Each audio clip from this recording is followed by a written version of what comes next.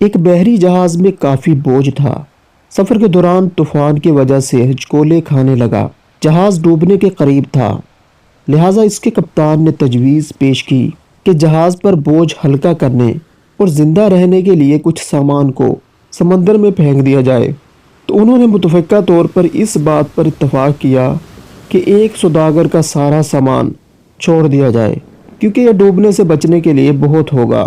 جس تاجر کا سامان پھینکا جانا تھا، اس نے اعتراض کیا کہ کیوں اس کا ہی سامان سارا پھینکا جائے، اور تجویز پیش کی کہ سارے تاجروں کے سامان میں سے تھوڑا تھوڑا پھینکا جائے تاکہ نقصان تمام لوگوں میں تقسیم ہو، نہ صرف ایک شخص متاثر ہو۔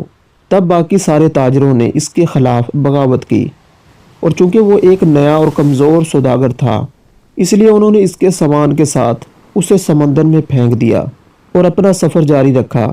لہروں نے سوداگر کے ساتھ لڑائی کی، یہاں تک کہ وہ بے ہوش ہو گیا۔ جب وہ بیدار ہوا تو معلوم ہوا کہ لہروں نے اسے کسی نامعلوم اور ویران جزیرے کے کنارے پھینک دیا ہے۔ سوداگر بہت مشکل سے اٹھا اور سانس لیا، یہاں تک کہ وہ گھٹنوں کے بل گر گیا اور خدا سے مدد کی درخواست کی اور کہا کہ وہ اس تکلیف دہ صورتحال سے بچائے۔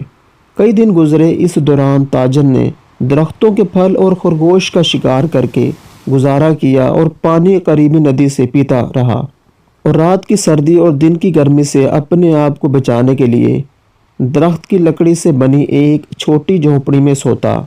ایک دن جب تاجر اپنا کھانا بنا رہا تھا، تیز آندھی چل رہی تھی اور اس کے ساتھ لکڑی کی جلتی ہوئی لاٹھی اٹھ گئی، اور اس کی لاپرواہی میں اس کی جھونپڑی میں آگ لگ گئی۔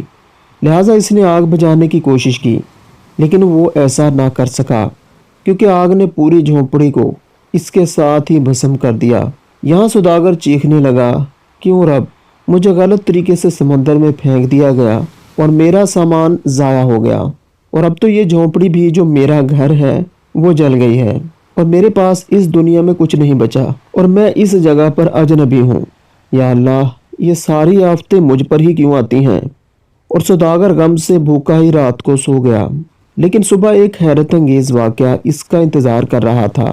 جب اسے جزیرے کے قریب پہنچنے والا ایک جہاز ملا، اسے بچانے کے لیے ایک چھوٹی کشتی سے اتر رہا تھا۔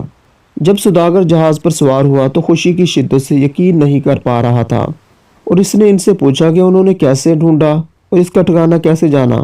انہوں نے اس کا جواب دیا، ہم نے دھواں دیکھا، لہٰذا ہمیں معلوم ہوا کہ کوئی شخص مدد کے لیے پکار رہا ہے، لہٰذا ہم دیکھنے آئے۔ اور جب اس نے ان کو اپنی کہانی سنائی کہ کس طرح اسے ناجائز طریقے سے سوداگروں کے جہاز سے پھینک دیا گیا، انہوں نے اسے بتایا کہ سوداگروں کا جہاز منزل تک نہیں پہنچا، ڈاکوؤں نے اس پر چھاپا مارا، سب کو لوٹ لیا اور لوگوں کو مار ڈالا۔